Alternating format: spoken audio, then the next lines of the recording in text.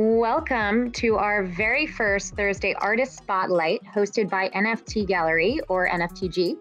I am Alex, an NFTG community member, and will be your host for this evening as we learn more about the incredible Andre Miripolsky. A little bit about NFTG. We are a decentralized community of artists, engineers, and creators starting a global NFT-based movement that bridges both the physical and digital spaces. Our mission is to create a Phygital, which is a synergy of physical and digital assets ecosystem that is 100% focused on rewarding and engaging our contributors, creators, and community. Our tech is powered by our parent company, realitems.io, which is an enterprise SaaS company that gives products a real identity. They've been doing this for just about 3 years and are one of the first companies in the NFT space. We have asked Andre to join us tonight as he is the artist creating the first NFTs for NFTG. Exciting. These NFTs will be reserved for those who hold an NFTG membership. So a little bit about that. There's a fixed supply of 10,000 lifetime platform memberships that are now available to mint. So each membership you purchase allows you to mint one of several exclusive NFTs per year.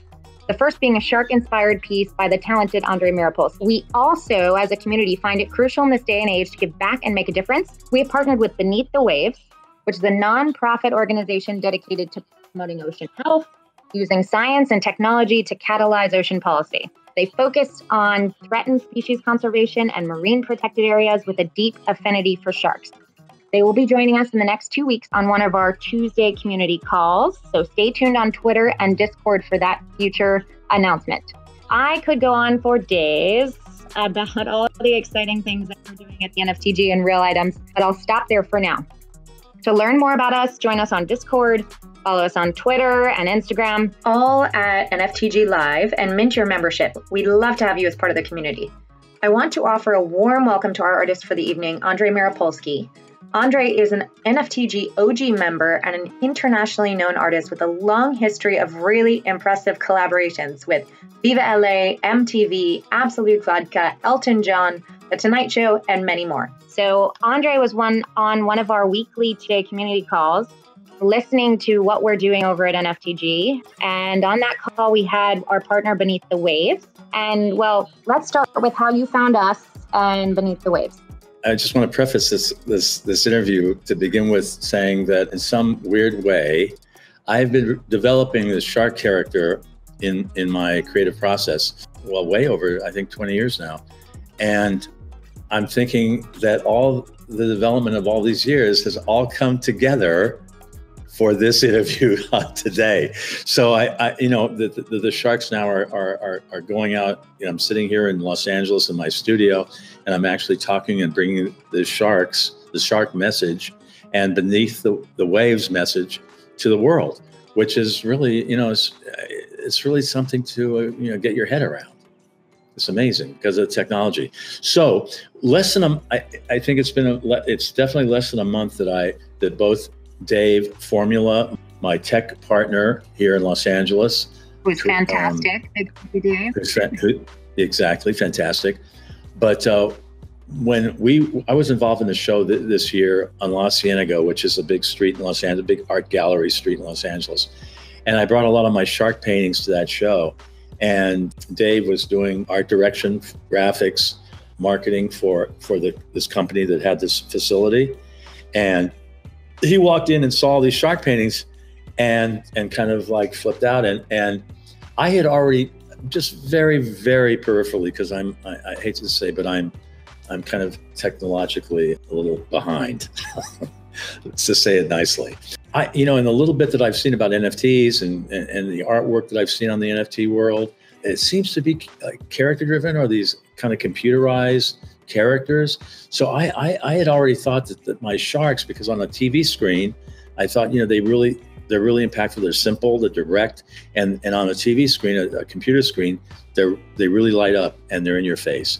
So that was kind of in the back of my head. But then when I met David, and he was thinking the same way, and between the two of us, and he lives in the same community at the brewery here in downtown LA that I'm at. So that synergy started there. And within this last month, and to the point where I'm actually doing this interview now, it's all about serendipity and synchronicity.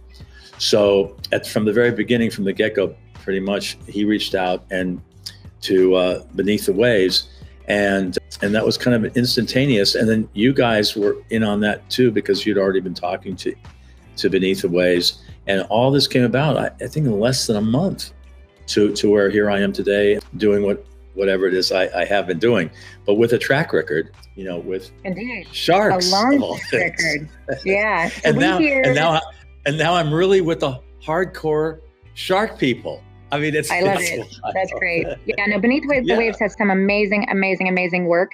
So we're excited to be able to bring you guys together and really make that happen. We've heard that you've been doing shark artwork for nearly 2 decades. So it's tell us, longer why it's sharks? It's longer than 2 decades. Even longer. Actually. Oh, wow.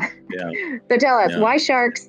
What is the story behind what kind of kickstarted that whole 2 decades? You know, well, that's a really good question. And obviously, since this interview, which has only been in play for like a week and a half or something, ever since, you know, obviously I'm coming to this, I'm thinking about, you know, what the history of sharks and why I've continued over such a long period of time dealing with this one iconic, symbolic image of I've only actually done like a great white shark.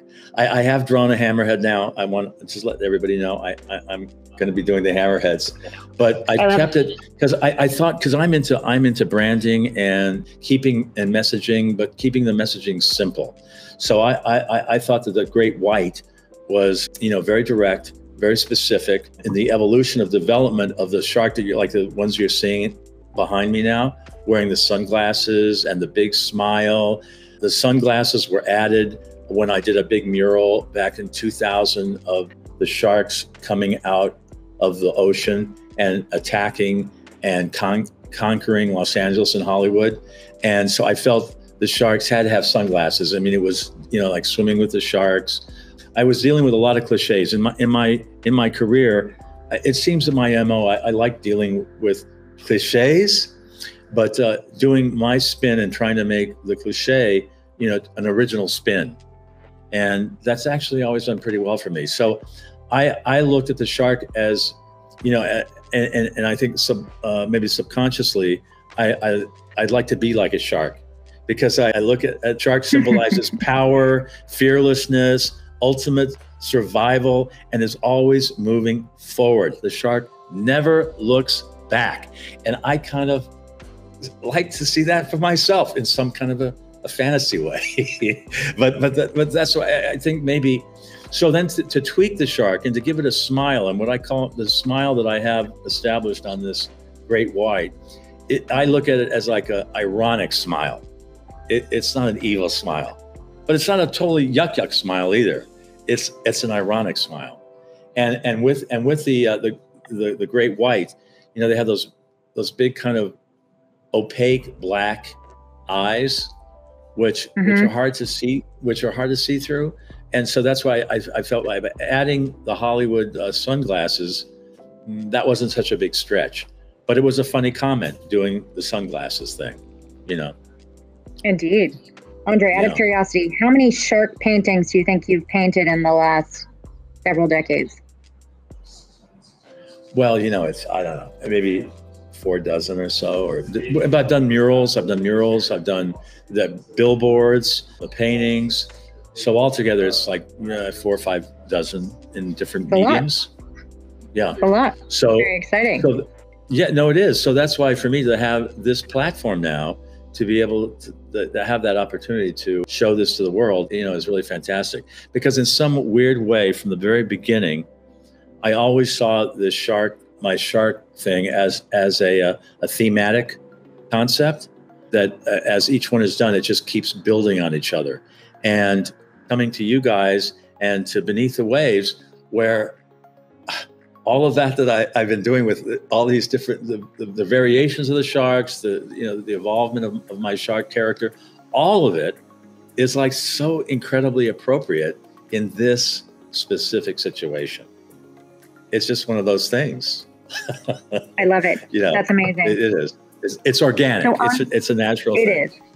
It most certainly is. Talk a little bit about what you've done for Elton John or VivaLA or MTV or Tonight Show or any of that? Well, I can start with the Elton thing, because that was my, that kind of, I got this gig, this Elton John gig, and it was my first big international mission. And it all happened much like this has happened, all at the last minute, all basically one call. And I got a call, like, it is so show busy, because I got a call at 4 o'clock in the afternoon one day. This is 1980. I got a call from somebody asking if I would like to decorate an Elton John costume. This was the guy, Bruce Halpern was his name. And he had a clothing boutique on Melrose. And I had a show on Melrose, in 1980, which I felt was my breakout show. And Elton John came to that show. And and it was a combination, a custom shoe gallery and art gallery. And the custom shoes were like these kind of therapeutic-y kinds of shoes. And they actually were made like right on the person. So you had to sit there for 2 hours. And he came to see my show, and he got a pair of shoes. So he had to sit there for 2 hours. So I got to talk to him for 2 hours. And 3 months later, this costume thing, he was doing his world tour. He really disliked the costumes that he had already had. So he asked his friend if he could design some costumes like on the edge of a razor blade. And he said yes, but if he could ask me to do the artwork, which he called me at 4 o'clock. And I said, of course, because 1980, I'm a huge Elton John fan. And so 4 o'clock, I got that phone call. I was up all night. I did 24 drawings. 10 o'clock the next morning, all those drawings were picked up to taken to Elton John to pick out. He picked out 7 outfits. And within the 24-hour period, the whole deal was set. And just as that's it. I did 7 costumes. This is the most famous one because he wore this in Central Park, the free Central Park concert, 500,000 people. These costumes were all embroidered.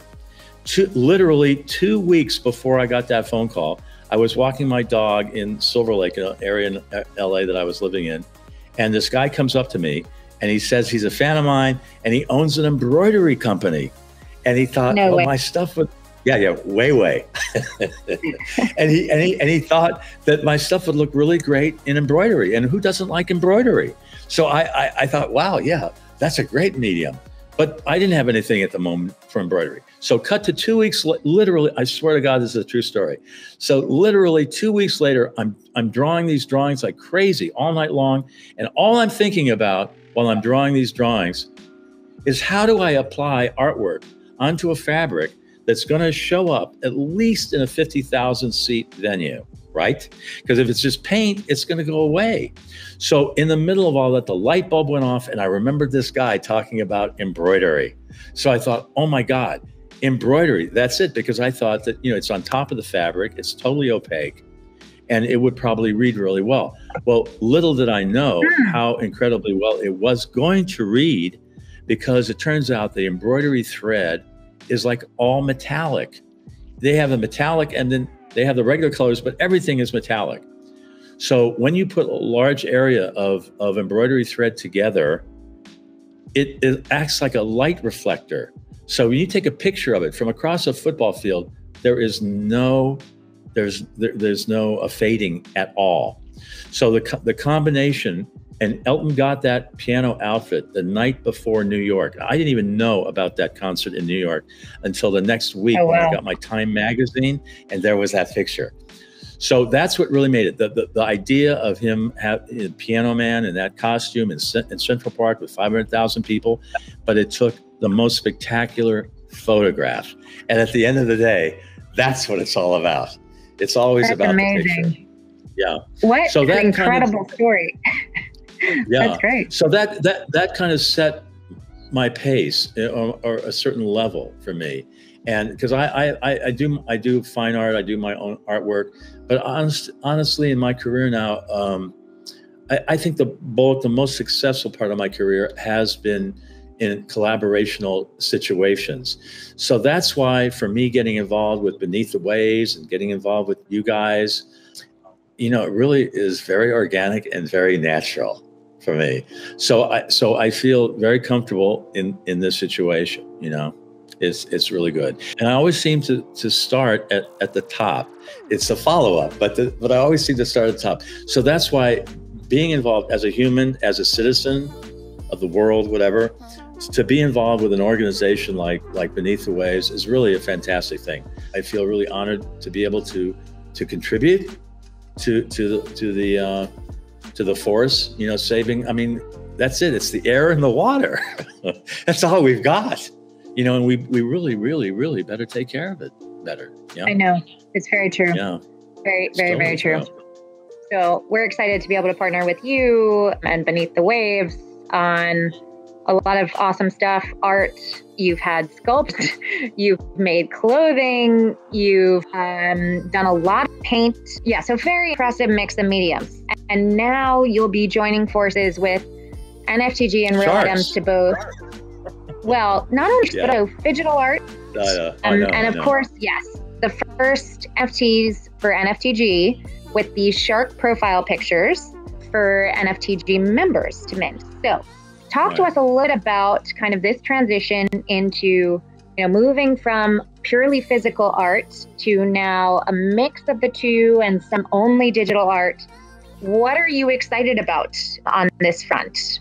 Well, you know, to be completely transparent and honest with you, I'm excited about everything because my knowledge is really very limited technically. And so I'm looking to grow in many, many ways, getting involved because my thing, I seem to learn by doing. It's hard for me to really learn if I don't really have to or need it. So, but if I need it, I can be, if I need to be motivated. So this will motivate me much more to learn the technical side, you know, all the different platforms that you can communicate with the world with, and through this new, well, this financial exchange, using art for financial exchange is something that, you know, it's fascinating to me how this works. Yeah, it's fascinating, but it's very kind of abstract. I'm very much of a layperson here. Yeah, absolutely. But from what I've understood about your work throughout the decades, you've really been a pioneer on a lot of fronts. Do you want to talk a little bit about some of the interesting, crazy things you've done over your? Well, okay, I'll bring up another major like showbiz history thing. My involvement with the Tonight Show. So in the entire over 50-year history of the Tonight Show, I was and still am the first visual artist that they ever commissioned to do original artwork for the Tonight Show band segments. And amazingly enough, the physical work, this had never been done before. And to go outside the unions and to hire an artist outside the union, which was not such an easy thing to do. The producers had to present to the unions that the unions could not present somebody like me. So they because they presented me as a fine, this is interesting, as a fine artist. So they commissioned me. I did like 6 major backdrops and 4 floors. But anyway, it's about 200 Tonight Shows in all for about 7. It lasted about 7 years. And the thing that when they came to me about this, they insisted, this is very interesting to me, they insisted that I had to sign my name on the artwork, on the front, because union set designers, whatever, they don't sign the scenery. They don't sign the scenery. So by signing the scenery in front on camera, so my name is on camera when it's, you know, all the different bands that were on that. I mean, 200 shows. I mean, every band in the world was on that thing, but my name was on there, and that's what made it a fine art piece that the union could not present, could not produce. So that's an interesting kind of story. Yeah. So a lot of my work, my colors, my balance, my line flow, a lot of it, just feeling wise, has a musicality to it. So a lot of my work really found a place within the music world. So I designed a total concept, the album, tour, everything, merchandise for Bette Middler, which was, I consider that to be a once in a lifetime. See, I've had these one-shot things. at this stage at my age in my life, it really all adds up to become this beautiful bouquet of once in a lifetime gigs. And after all this time, they all kind of relate to each other. And that's why I consider my involvement with you guys now and Beneath the Waves in that kind of a category, because I think I'm, in all due modesty, I happen to have the goods with all these sharks because, the situation. But again, like I said, so I look at this as another first and another organically positive cause, activity, production for me to get involved with. And when I feel that, there's no limitations, when it feels so right to me, because I'm committed. I feel really strongly about what Beneath the Waves does. I mean, as a person, like I said, I feel very strong. I'm just happy. I'm so happy that I can contribute in my way, to help the cause. Yeah. We are wondering what's upcoming for you. What's kind of next? What are you working on now? What are you working on in the future? I have another once in a lifetime gig that as it turns out, I've been working on it since 2014, but there's going to be the culmination hopefully this year. And people can check this out. You can Google Pomonacopia, Pomonacopia, Pomonacopia. It's like a new word. In 2014, I was introduced to a School of the Arts in Pomona, California. And in 2014, I did a large mural on their high school campus. And then the next year in 2015, they called me back, and they had gotten this new building, and they had me for their middle school. And I painted the Pomonacopia, which is their entire middle school. It's really out there. And check it out, because it's really out there. And this year, they called me back, and I just finished in August another wall of the high school, and there's only one wall left, which I hope to be finishing maybe this year. So I'll be showing this to all of you guys too. So the idea is I'm going to be, at the end of this day now, I'm going to have painted an entire high school and middle school. And it's an art school. And I honestly, I haven't heard of one artist doing like an entire school.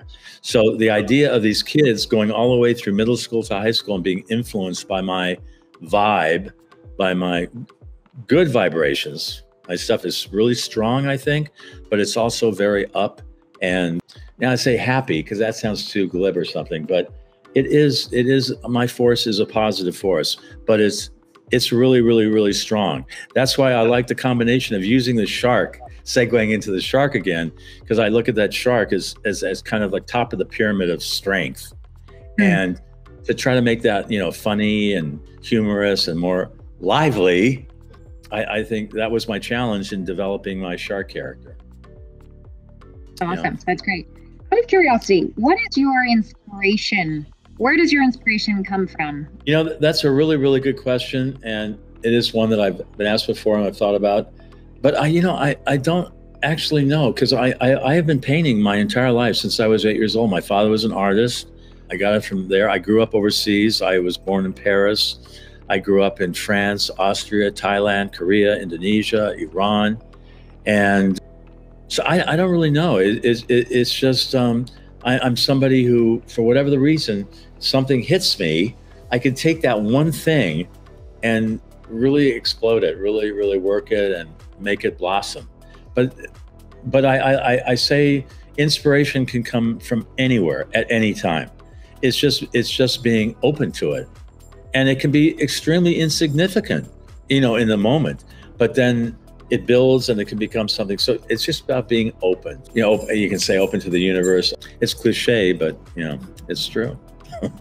So, Andre, you are designing the first NFT profile pictures, or PFPs, for NFTG members.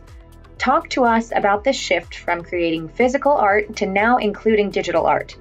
We know that's going to be a little bit different from what you're used to.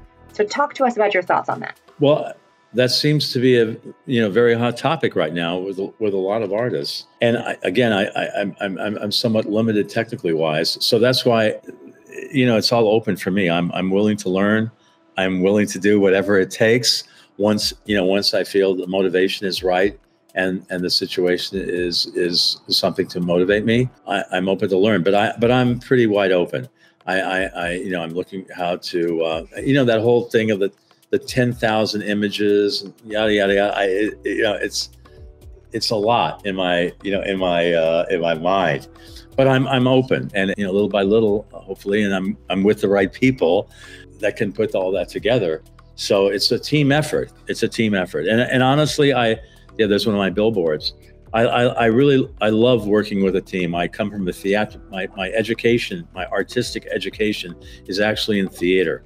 So as an actor, so I really do enjoy being a self-involved artist. Can be a lonely occupation. So I really enjoy working with other people whenever, collaborational situation. I love being. So that's why, again, this kind of situation for me is ideal, actually. I love it. So I will say, so I'm a trained ballet dancer and a New Yorker, and that billboard of your sharks just makes me think of a perfectly aligned. There you go. That's right. There you go. Ballet members. I love it. That's right great. On, chorus line. Yeah. Yeah. Oh, yes. Yeah. Oh, yes. Anything else you want to share with the community? Any inspirational words or? Well, actually, yes. So because this last irradiation, or what's the word? The version of my shark with the sunglasses, these LA sharks, they've been very LA centric, because for about the last 16, 17 years now, a lot of my career has been involved with branding and with representing the city of Los Angeles. And I collaborated, I coined this phrase, VivaLA, in 2006. And I've recently, or the last couple of years, I've co-created a brand, a logo that we're looking to position as the Los Angeles' answer to, like, I love New York, but it's Viva LA, because LA doesn't have a catchphrase.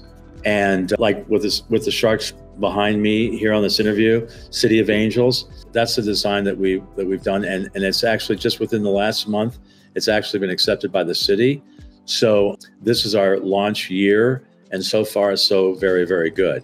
So I'm looking as the shark thing goes on, with you guys and with Beneath the Waves, there's going to be a lot of tie-ins over this time with the city of Los Angeles, Viva LA. So that's something. So for me right now in my life, it's about sharks and Viva LA. And it's ironic. And actually, see my T-shirt even. My T-shirt. That's great. Fear no art. I love it. Yeah, because that's probably one of the most famous things that I've done. That's that catchphrase, fear no art. This is the original this was in 1984, and it's continued to go on every decade. It's found an audience. You can actually Google fear no art. You're going to be amazed at how huge it is on the internet. I was only at the time able to copyright the art and the phrase like this. So people have taken the phrase fear no art, and it's gone viral, really. Amazing. Yeah. It's a great phrase. So this was the first plug that I did that I had going for decades until about 2018, where I made this one with the shark. So I'm even putting fear no art together, with the shark, which I think very appropriate for us right now. Oh, indeed. Indeed. Again. Yeah. Amazingly so. It. Yeah. Well, right. The world is very cyclical. So I firmly believe that, things come back, especially good things. So Andre, we do have a couple of great questions from the audience. From No Fun Token Art, we had a question saying, do you find that brighter colors flow more freely through your work than darker hues and colors? Overall, I would say I use a more colorful palette. I can work with darker colors too, but I seem to gravitate more towards brighter colors. But sometimes I think that brighter colors can almost be dark in a way, because it's how you use them, how they relate to each other, and because they can be serious. Just because it's all bright doesn't mean it's not serious. It can be very serious. So I spent most of my life growing up in Asia. And that's what I attribute to my color sense to. Growing up in Thailand, Thai silk and all that, and Indonesia, which influenced me a lot with my colors. Yeah, so beautiful. It just seems to be my natural thing. I just have always done it. That's great. Yeah. Fantastic. We have another question from the community. How do you see your art evolving over the next couple of years? Hard question. Right. Sorry to put you on the spot. You know, but that's a good question, because as we're talking right here and people are walking around and we're doing this, this is where I see my work evolving over the next couple of years. This is a gargantuan, I look at this as a gargantuan world of possibilities. So right now for me, this is very much the future. I mean, really, because then I can say, you know, big sculptures, big this, but this is really, really big, this world. And it's just beginning for everybody, right? This is only, yeah, it is.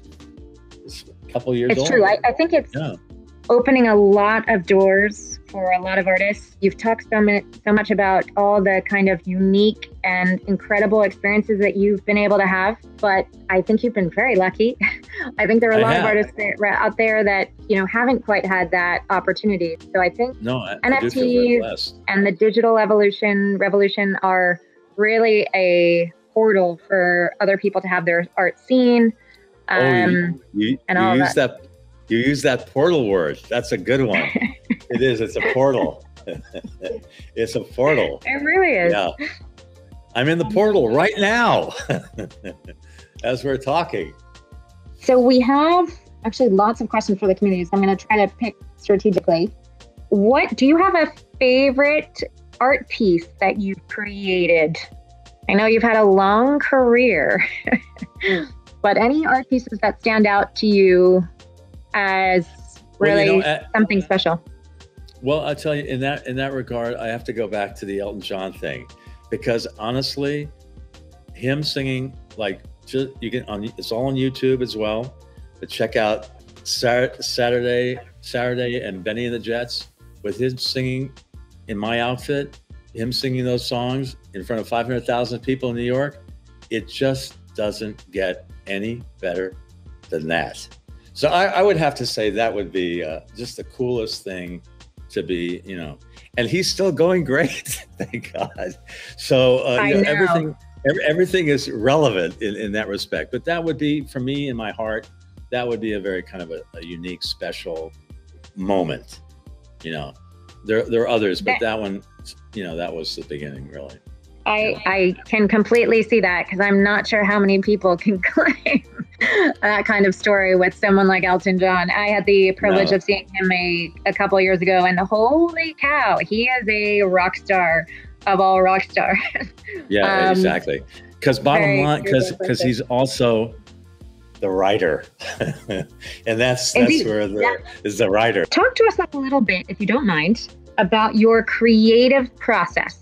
So when you're starting a new mural or starting a collection of 10,000 digital art pieces, or starting, you know, painting. Anything. Right. Yeah. What does your creative process look like? You know, I'm kind of a procrastinator, and I use the procrastination. Too funny. It's like thinking about, I mean, it's just like doing this interview. I mean, I've thought about this. I've kind of thought about it. I've written things down. I have papers here, but I only looked at once. But, you know, the process is just thinking about it and visualizing it. And then it's the manifestation of it. So it's like, I don't necessarily take a long time to do things. And once I start on something, I consider myself to be really good. I'm not like somebody who has to do like 25 takes. I like to do not one take, but I like to do like maybe 3 takes. So once I start on something, I'm clear and I'm motivated, and I'm a killer. Maybe that's, I mean, I not resent, but I can relate to the shark, you know, in that way too. But there is a procrastination thing, and that takes its own natural time to when it actually goes from the brain and the heart through the hands to the material that you're working with. Yeah. Totally fine. I mean, I think you have to be moved and inspired before creating art that moves people. And I think it's safe to say that a lot of your art has moved people. Hence why you've got all these amazing collaborations, and it really speaks volumes about the creativity that you do find.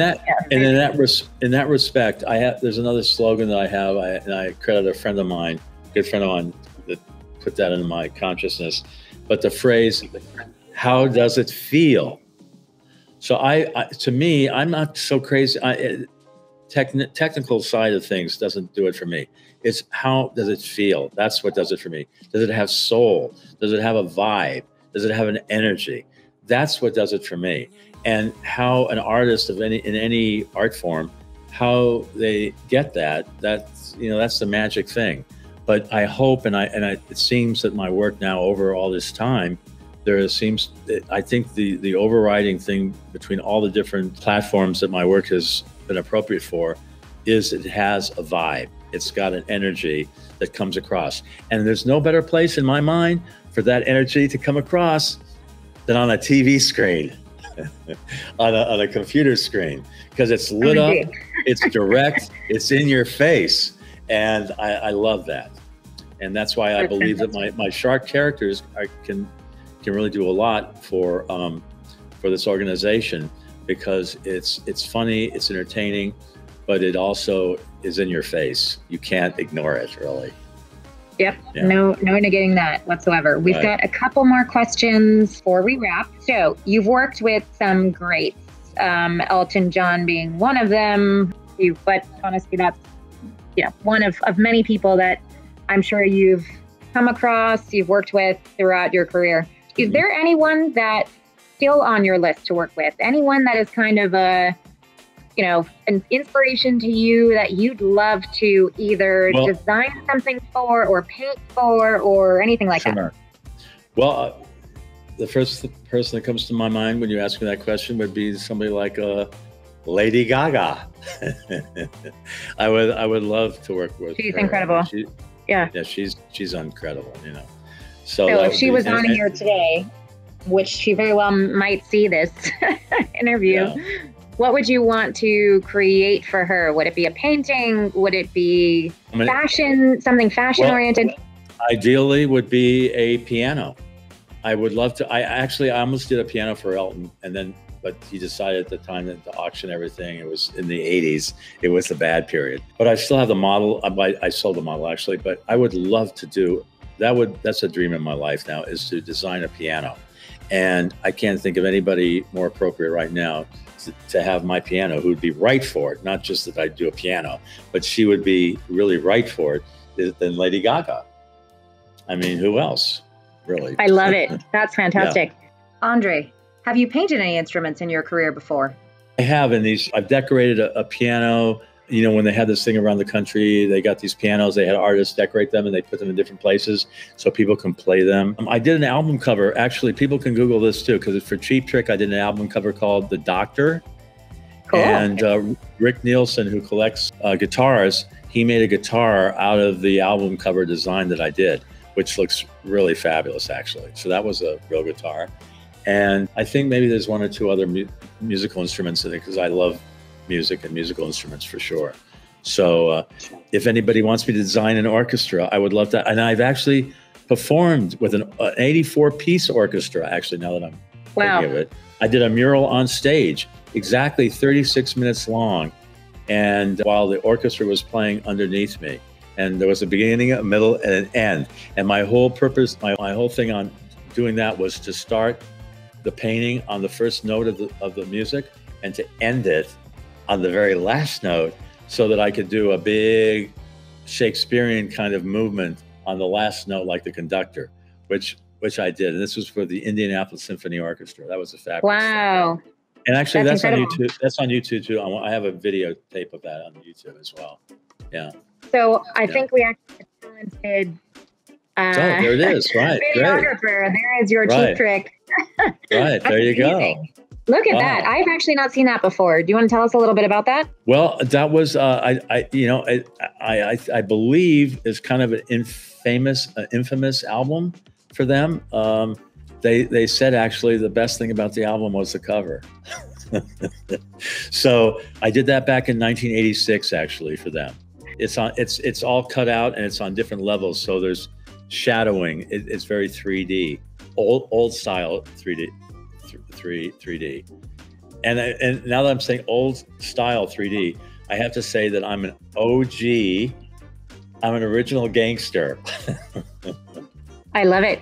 Question for you, Andre. I had to get that out. You are an official OG NFTG member. I am. Which and I I'm think a proud lot of of it the too. people on this call also share with you. But fantastic. Well, we are coming up to time. I cannot tell you enough how thankful we are for you giving us the time to tell us about your incredible life, give us a little bit of a glimpse into all the incredible things that you've done. We are very much looking forward to seeing your shark NFTs that you'll be doing for NFTG. As a reminder to everyone listening to this, the only way to mint one of Andre's 10,000 shark NFTs is to purchase an NFTG membership. Each membership you purchase will reserve you one of the NFTs from the collection, which you may mint for only the price of gas when convenient for you. The more memberships you buy, the more you'll be able to mint. If you buy 5, you'll be able to mint 5 NFTs for not just Andre's Shark NFT drop, but for each of the several member-only drops each year.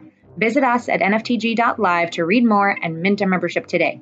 We would love to have you join the community. Andre, thank you so much for being our first. My absolute pleasure. Really fantastic. Follow us on Twitter, follow us on Instagram, both NFTG Live, and join us on Discord as well. Thank you all. Have a lovely evening. And Andre, thank you again so much. We appreciate you. Thank you. Look forward to the future with you guys. Oh, yes. It's going to be a bright one. Absolutely. So good. Thank you. Thank you. Thank you.